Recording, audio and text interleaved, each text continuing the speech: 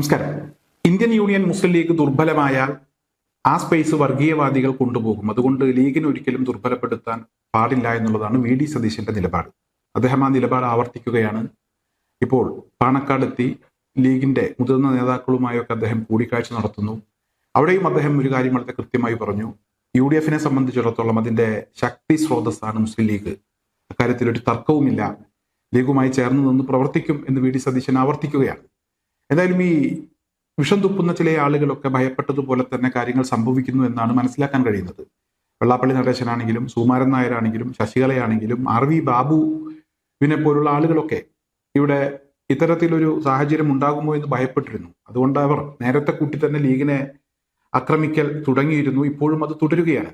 RV Babu അയാളുടെ FB പേജിൽ ഒരു കുറിപ്പ് രേഖപ്പെടുത്തിയിട്ടുണ്ട്. വി.ഡി. സതീശന്റെ ഈ കഴിഞ്ഞ ദിവസം ഉണ്ടായിട്ടുള്ള ഒരു പ്രതികരണവുമായി ബന്ധപ്പെട്ട്. ആ കുറിപ്പ് നമുക്കൊന്ന് നോക്കാം. ഇന്ത്യൻ യൂണിയൻ മുസ്ലിം ലീഗ് ദുർബലമായാൽ ആ സ്പേസ് വർഗീയ ശക്തികൾ കൊണ്ടുപോകും. അതുകൊണ്ട് ലീഗ് ദുർബലമാവാൻ പാടില്ല. നിയുക്ത മുഖ്യമന്ത്രി ശ്രീ സതീശൻ പത്രക്കാരോട് പറഞ്ഞ വാക്കുകളാണിത്. സതീശനോടൊരു സിമ്പിൾ ചോദ്യം. കേരളത്തിലെ ലക്ഷാവധി മുസ്ലിങ്ങൾ എളുപ്പത്തിൽ തീവ്ര വർഗീയവാദികളാകാൻ മുട്ടി നിൽക്കുന്നവരാണെന്നാണോ താങ്കൾ പറയുന്നത്? അവരെ അതിലേക്ക് പോകാതെ തടഞ്ഞു നിർത്തുന്നത് ലീഗാണെന്ന് സമർത്ഥിക്കുമ്പോൾ കേരളത്തിലെ മുസ്ലിം മനസ്സിന്റെ യഥാർത്ഥ ചിത്രം എന്താണെന്ന് കൂടി ഈ പ്രസ്താവനയിലൂടെ വ്യക്തമാവുകയല്ലേ? ഹിന്ദുക്കളോ ക്രിസ്ത്യാനികളോ അങ്ങനെ തീവ്രവാദത്തിലേക്ക് ആകർഷിക്കപ്പെടുന്നില്ല എന്നതിന് എന്താണ് ഉത്തരം പറയുക? വി.ഡി. സതീശന്റെ പത്രക്കാരോട് നടത്തിയ അദ്ദേഹത്തിന്റെ ആ പ്രതികരണവുമായി ബന്ധപ്പെട്ട് RV ബാബുവിന്റെ ഒരു സംശയമാണ് അദ്ദേഹത്തിന്റെ FBയിൽ കുറിച്ചിരിക്കുന്നത്. എന്തായാലും ഈ RV ബാബുവിനോട് പറയാനുള്ള കാര്യങ്ങളൊക്കെ ഈ പോസ്റ്റിനടിയിൽ തന്നെ സാധാരണക്കാരായിട്ടുള്ള ആളുകൾ വന്ന് പറഞ്ഞുകൊണ്ടിരിക്കുന്നുണ്ട്. എന്തായാലും മറ്റു ചില കാര്യങ്ങൾ കൂടെ RV ബാബുവിന്റെ ശ്രദ്ധയിലേക്ക് കൊണ്ടുവരണം എന്ന് ഞാൻ ആഗ്രഹിക്കുകയാണ്. ഈ മുസ്ലിം ലീഗ് എന്ന് പറയുന്ന പാർട്ടി അത് ഇവിടുത്തെ ന്യൂനപക്ഷങ്ങളെ സംബന്ധിച്ചിടത്തോളം, മുസ്ലിം മതവിഭാഗത്തിൽപ്പെട്ട ആളുകളെ സംബന്ധിച്ചിടത്തോളം അവരുടെ ഒരു പ്രതീക്ഷയാണ്. ആ പ്രതീക്ഷക്കനുസരിച്ച് വളരാൻ, ഉണർന്ന് പ്രവർത്തിക്കാൻ പലപ്പോഴും മുസ്ലിം ലീഗിന് കഴിഞ്ഞിട്ടുണ്ട്. അതുകൊണ്ടാണ് വി.ഡി. സതീശൻ അങ്ങനെ പറഞ്ഞത് എന്നാണ് ഞാൻ മനസ്സിലാക്കുന്നത്. അതായത് ബാബരി മസ്ജിദ് പൊളിച്ച സമയത്ത് നിങ്ങളുടെ ആളുകളൊക്കെ ചേർന്നാണല്ലോ ഈ ബാബരി മസ്ജിദ് പൊളിച്ചത്. അങ്ങനെ ബാബരി മസ്ജിദ് പൊളിച്ച സമയത്ത് രാജ്യത്ത് മൊത്തത്തിൽ ഒരുപാട് പ്രശ്നങ്ങൾ ആ സംഭവത്തിന് ശേഷം ഉണ്ടായിട്ടുണ്ട്. കേരളത്തിൽ അങ്ങനെ പറയത്തക്ക വിധത്തിലുള്ള പ്രശ്നങ്ങളൊന്നും തന്നെ ഉണ്ടായിട്ടില്ല. മുസ്ലിം ലീഗ് ഉണർന്ന് പ്രവർത്തിച്ചതിന്റെ ഭാഗമായിട്ടാണ്. ഇവിടുത്തെ മുസ്ലിം മതവിഭാഗങ്ങളുടെ പ്രതീക്ഷക്കനുസരിച്ച് ഉണർന്ന് പ്രവർത്തിക്കാൻ മുസ്ലിം ലീഗിന് കഴിഞ്ഞതുകൊണ്ടാണ്. അതുപോലെ തന്നെ ഇവിടെ പെരിന്തൽമണ്ണയിൽ ഒരു ക്ഷേത്രവുമായി ബന്ധപ്പെട്ട് ആ ക്ഷേത്രത്തിലെ ഒരു ആ വാതിൽ ചില ആളുകളൊക്കെ തീ വെച്ച് നശിപ്പിച്ചു. ആ സമയത്തും ചില പ്രശ്നങ്ങളൊക്കെ, അനിഷ്ട സംഭവങ്ങളൊക്കെ ഉണ്ടാകുമായിരുന്നു.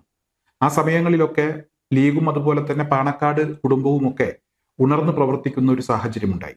എല്ലാ സമയങ്ങളിലും പേര് മുസ്ലിം ലീഗ് എന്നൊക്കെ ഉണ്ടെങ്കിലും എല്ലാ സമയങ്ങളിലും ഇവിടെ സമൂഹത്തിനു വേണ്ടി മതം നോക്കാതെ എപ്പോഴും മുസ്ലിം ലീഗ് പ്രവർത്തിച്ചിട്ടുണ്ട്. അതുകൊണ്ട് തന്നെ മുസ്ലിം ലീഗ് പറയുന്ന വാക്കുകൾ ഉൾക്കൊള്ളാനും അതനുസരിച്ച് പ്രവർത്തിക്കാനും ഒക്കെ ഇവിടുത്തെ സാധാരണക്കാരായിട്ടുള്ള ആളുകൾ തയ്യാറായിട്ടുണ്ട്.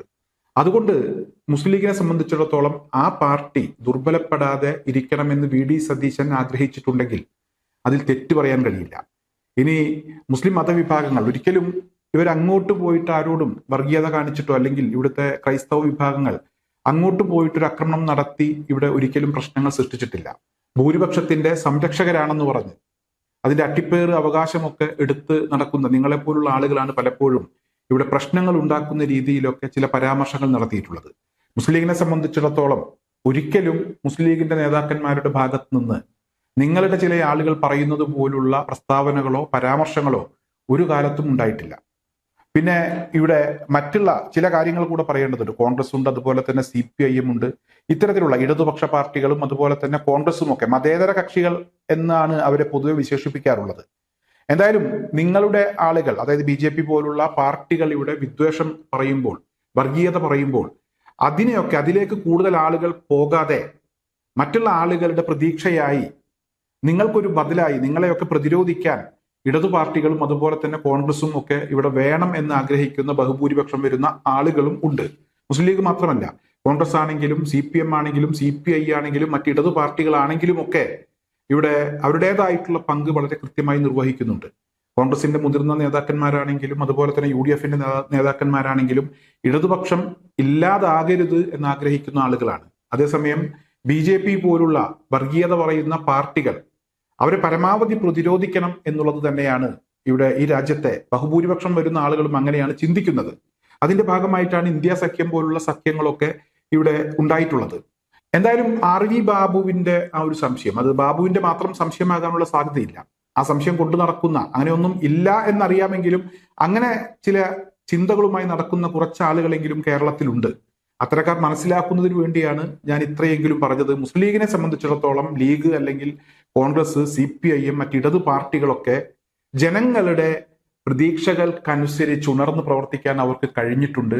വർഗീയതക്കെതിരെ ശക്തമായ നിലപാടെടുക്കാൻ അവർക്ക് കഴിഞ്ഞിട്ടുണ്ട്. ഇനി ഒരു പ്രശ്നം, ഇങ്ങോട്ട് ഒരു ആക്രമണം ഉണ്ടായാൽ പോലും തിരിച്ചടിക്കുക എന്നുള്ളതല്ല, സംയമനം പാലിക്കുക എന്നുള്ളതാണ്. നമ്മൾ ആ ഒരു രീതിയിലൂടെയാണ് പോകേണ്ടത്, ആ ഒരു രീതിയാണ് നമ്മൾ ഫോളോ ചെയ്യേണ്ടത് എന്ന് പറഞ്ഞു കൊടുക്കാൻ കഴിയുന്ന പാർട്ടികളാണ് ഞാൻ ഈ പറഞ്ഞ പാർട്ടികളൊക്കെ. എന്നാൽ ഇതിനൊന്നും കഴിയാത്ത പാർട്ടിയുടെ ആളുകളാണ് ഈ ബാബുവിനെ പോലുള്ള, അല്ലെങ്കിൽ അത്തരത്തിലുള്ള സംശയങ്ങൾ കൊണ്ടു നടക്കുന്ന ആളുകൾ. ഇപ്പോൾ തന്നെ ബംഗാളിൽ BJP അധികാരത്തിലെത്തിയ സമയത്ത് ഈ ബലിപെരുന്നാളുമായി ബന്ധപ്പെട്ട് ഉളുഹിയത്ത് കർമ്മങ്ങൾ പോലും കൃത്യമായി നടത്താൻ കഴിയാത്ത ഒരു സാഹചര്യം ഉണ്ടായിട്ടുണ്ട്. അതുപോലെ തന്നെ UP-യിലും BJP ഭരിക്കുന്ന മറ്റ് സംസ്ഥാനങ്ങളിലുമൊക്കെ അവിടുത്തെയൊക്കെ ഒരു അവസ്ഥ പരിശോധിച്ചാൽ, അസമിലെ ഒരു അവസ്ഥ പരിശോധിച്ചാൽ അവിടെയൊക്കെ പ്രശ്നങ്ങളുണ്ട്. എന്തായാലും ഇവിടെ കോൺഗ്രസ് ആണെങ്കിലും അല്ലെങ്കിൽ ഇടതുപക്ഷമാണെങ്കിലും അല്ലെങ്കിൽ കോൺഗ്രസിനോടൊപ്പം UDF ഉൾപ്പെടുന്ന, ലീഗ് ഉൾപ്പെടുന്ന പാർട്ടികൾ ഭരിക്കുന്ന സംസ്ഥാനത്താണെങ്കിലും ഇത്തരത്തിലുള്ള വിഷയങ്ങൾ കാണാൻ കഴിയില്ല. അതുകൊണ്ട് അത് തീർച്ചയായും അത് കാണാൻ കഴിയാത്തത് ജനങ്ങളുടെ പ്രതീക്ഷകൾക്കനുസരിച്ച് ഈ പാർട്ടികൾക്ക് ഉണർന്ന് പ്രവർത്തിക്കാൻ കഴിയുന്നത് കൊണ്ടാണ് എന്ന് ബാബു, അതുപോലെ തന്നെ ബാബുവിന്റെ ആ ചിന്താഗതിയുമായി നടക്കുന്ന ആളുകൾ ഒന്ന് മനസ്സിലാക്കിയാൽ നല്ലതാണ്.